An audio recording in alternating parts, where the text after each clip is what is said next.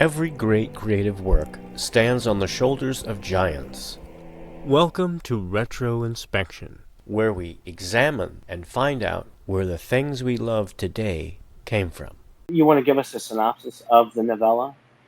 Okay, here's the thing. Dr. Jekyll is largely an offstage character for a lot. Maybe he's the named protagonist, but really the main guy in it is Gabriel Utterson, who is Jekyll's lawyer, and he narrates the bulk of this. Now, mind you, this is very short. I can't remember the exact word count. It's like 60,000. It's definitely, yes, you're right. It's definitely a novella versus novel territory. It's short as hell. But Utterson narrates most of it. Jekyll narrates the back half. Well, I take that back. Jekyll's friend, another doctor named Lanyon, after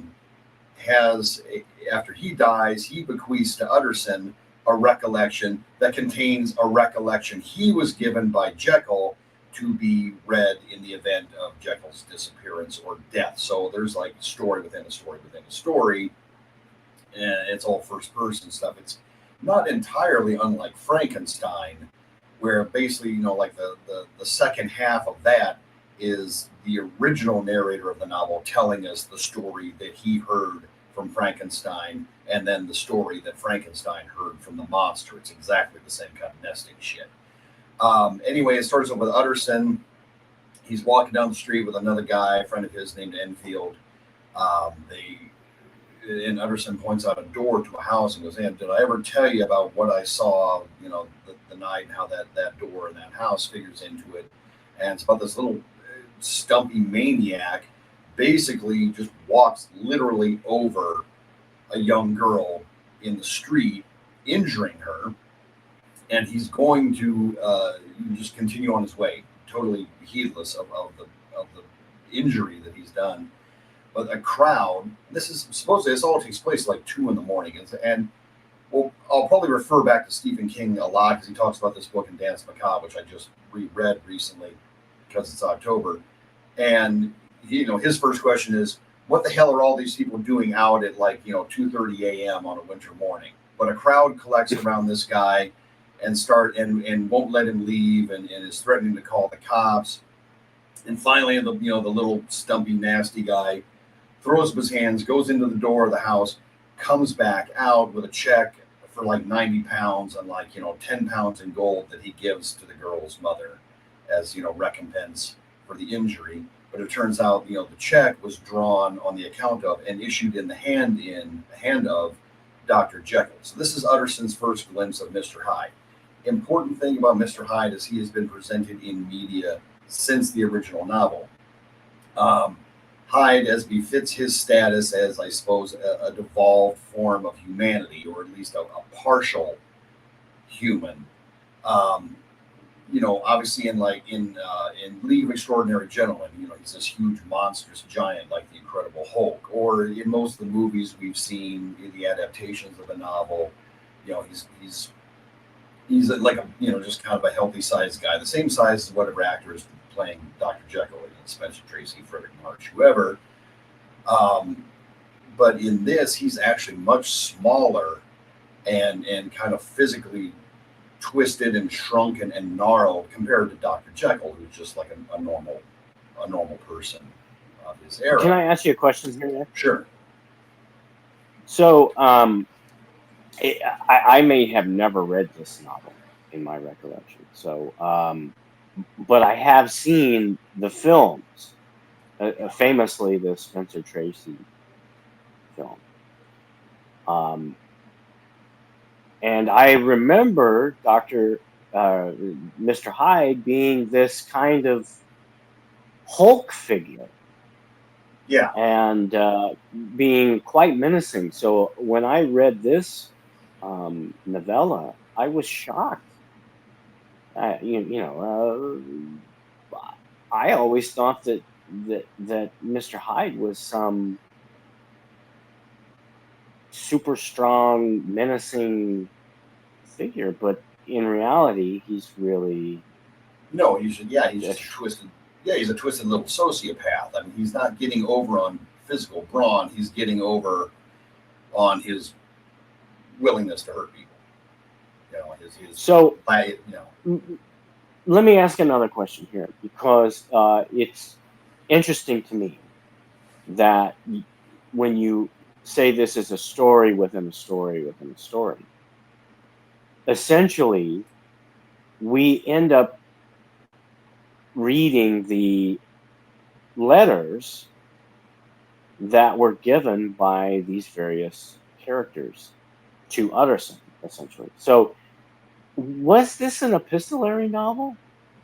Yeah, I mean, if Frankenstein is considered such, and generally it is, then certainly this is. I would say probably Dracula is a more literal form of epistolary novel. An epistolary novel is one that's normally told through letters, through diary entries, through even legal documents.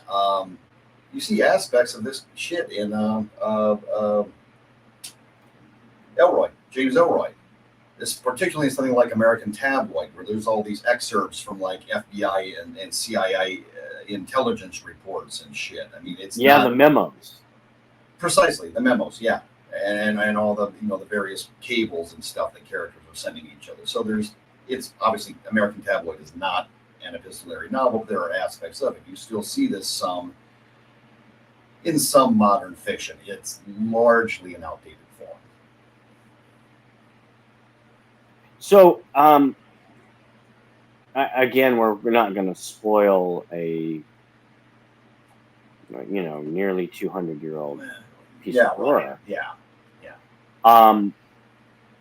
What happens? Jekyll dies. I mean, as this is also like a pure morality tale. Again, sort of like Frankenstein. I mean, Dr. Frankenstein presumably, he does die at the end of that. The monster presumably dies.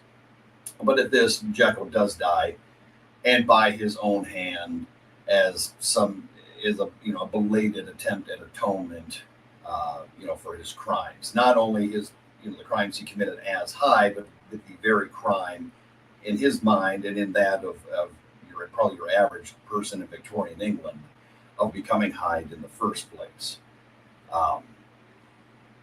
Jekyll's motivation for becoming Hyde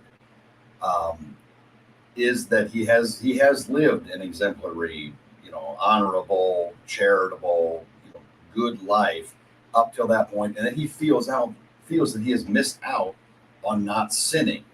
So he creates the formula, which Stevenson himself admitted was just a device. It was just a way to get there, and it physically transforms him into Hyde, but also mentally and emotionally transforms him into someone who is, if not the opposite of Jekyll, as someone who is missing all of Jekyll's good qualities.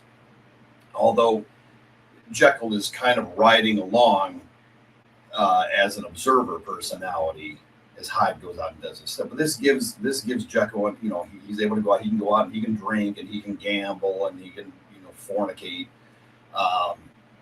and get in fights and do all the things that he would not ordinarily have done as Jekyll. Nothing was stopping him except his own propriety and sense of good behavior and the moral and religious strictures that the culture of his time and place were imposing on him.